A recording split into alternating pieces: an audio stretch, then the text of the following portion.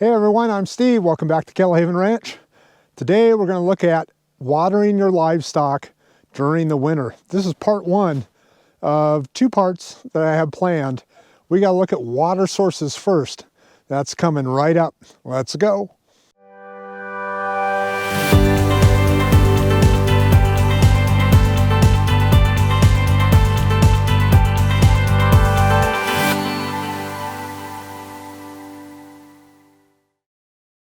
So we have two sources that are permitted in Washington State, either surface water or groundwater.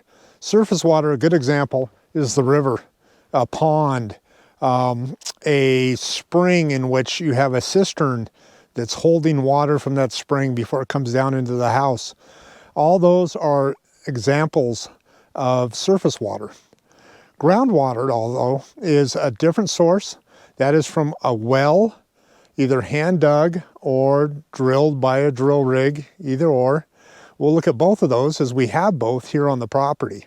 If you're lucky enough to be permitted to take surface water, especially from the river, like some of the ranchers do along the river here, they actually have devices, pickups that they put into the river during the spring, late spring after the floods, so that they can draw directly from the river and put it through their irrigation system onto the fields. Unfortunately, we don't have that option here.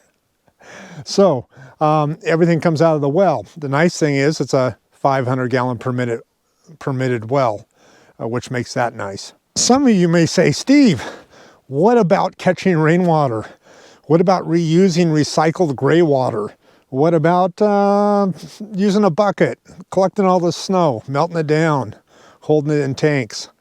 All I got to say to that is you better check with your local laws and regulations. Some areas, it's the only way they get water. Bermuda, that's a good example. They catch all their rainwater. So you better check with local regulations about how and when you can collect rainwater. I know gray water is definitely out. It's frowned upon, at least in Washington State. Don't want to go that route. Don't want to play with the legal side of things because it can get messy, excuse the pun, very quickly. Well, as much as I hate leaving this peaceful scene, you got to admit, the frozen river is pretty neat to look at. The eagles are making noise, but I don't think they're being picked up on I'm being watched, being picked up by the microphone. Let's move up and look at wells, our next stop. Okay, I actually made it out to our 6-inch well. My bad for not bringing snowshoes with me today because it's ugly deep snow with a crust on top. This is the actual well casing right here, a 6-inch. So if you're looking for a well on your property, you don't know whether the property has it or not, you're going to look for one of these guys. This is the modern one that has been drilled by a drill rig. This well has a submersible pump in it and also a pressure tank on top of that.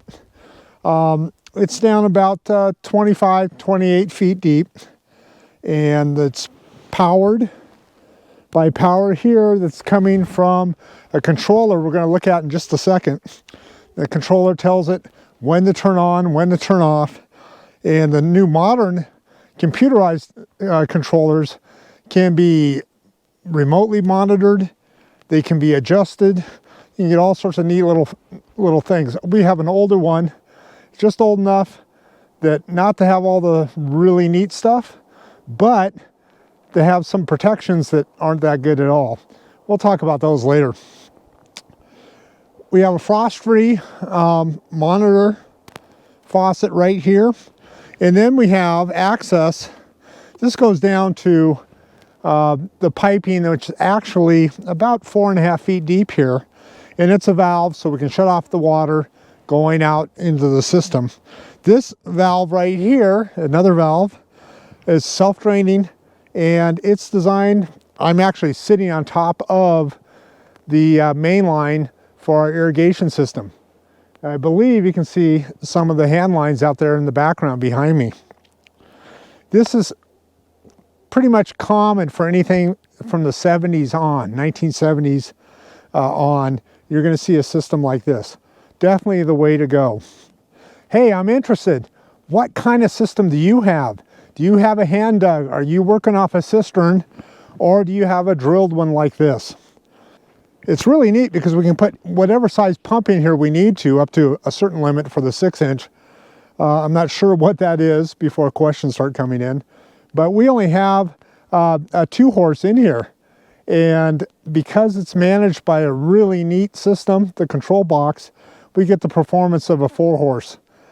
Pretty nice, about 45 to 48 gallons per minute at 60 PSI.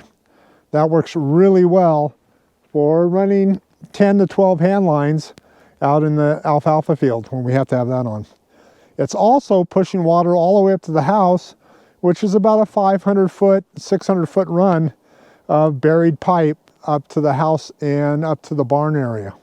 Your big consideration should be, if you're putting something in like this, find out what your local frost depth is, because you do not want to put pipes any shallower than that frost depth. In fact, you probably want to go deeper just to be on the safe side. We're looking down around 34, 36 inches here. So most of the water is put down at 4.5 feet deep, just to give us that little extra edge for a bad winter and having the frost go that deep.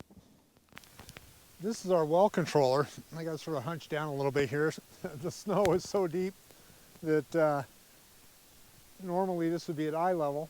I'm standing on so much snow, I have to duck down to show this to you guys and where the camera is. So this is our pressure controller for that well we were just at, the 6-inch well.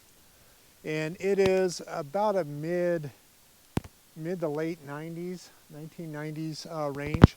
They don't make them anymore. Everything's gone completely computerized now, to where you can, even through Wi-Fi, you can monitor your well and your performance of the well from there. This one just goes ahead and has a bunch of circuit boards in it. It controls, it monitors for things like a leak. If it feels there's a slow leak, it'll actually shut it down, and it doesn't give you any warning or anything, it just stops working. You have to have their proprietary module to hook into it to read what the fault was. So older design, not good. It does do a great job though of turning a small pump into a much larger pump, and it does that through electronically controlling the pump, which is nice too. One of the things you can't do with an actual controller like this that has the leak monitor is you cannot leave water running, tap water running in the house. Say you're down minus 20 Fahrenheit.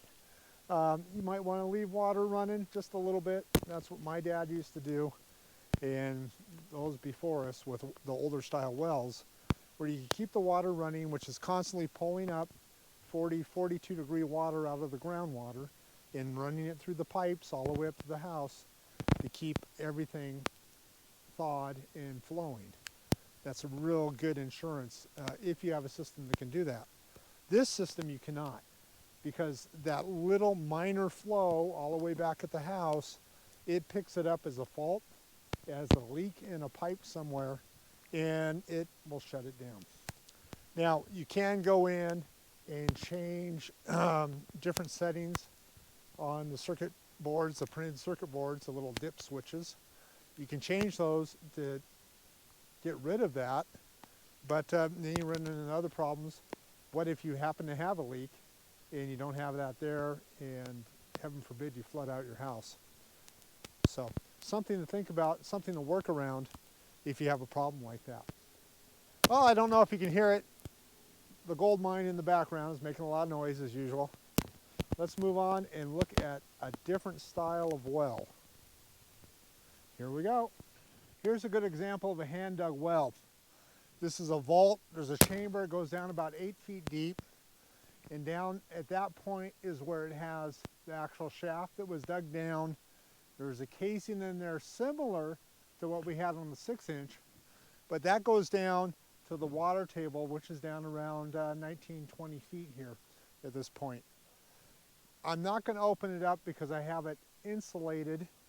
It's designed to stay closed through the winter, and just that heat from the ground is percolating up, if you want to call it, is rising up and keeping the pipes from freezing and keeping the well from freezing. Problems with this: maintenance is terrible. It has a pressure tank too, just like the other one did. The 6-inch well, if you need to work on the pump or you need to work on the pressure tank, you just hook it up to a drill rig and they pull it right out and work on it, and they slide it back down in the casing.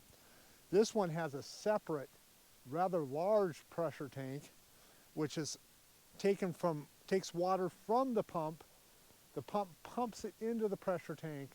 The pressure tank accumulates it, keeps it at a certain pressure with air pressure, and then that pushes it through the pipes to the house. Your pressure tank is very important because that keeps the water pressure in the line between the pump and the house, or actually between the tank and the house. It keeps it rather stable. It doesn't fluctuate up and down as the pump turns on and off. If you didn't have a pressure tank, every time you open up the faucet, it would drain down and you'd lose water pressure.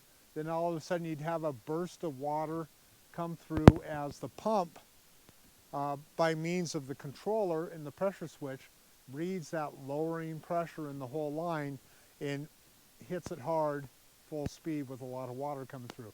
Not good for your pipes at all. This particular pump is so old, it's non-computerized, the controller.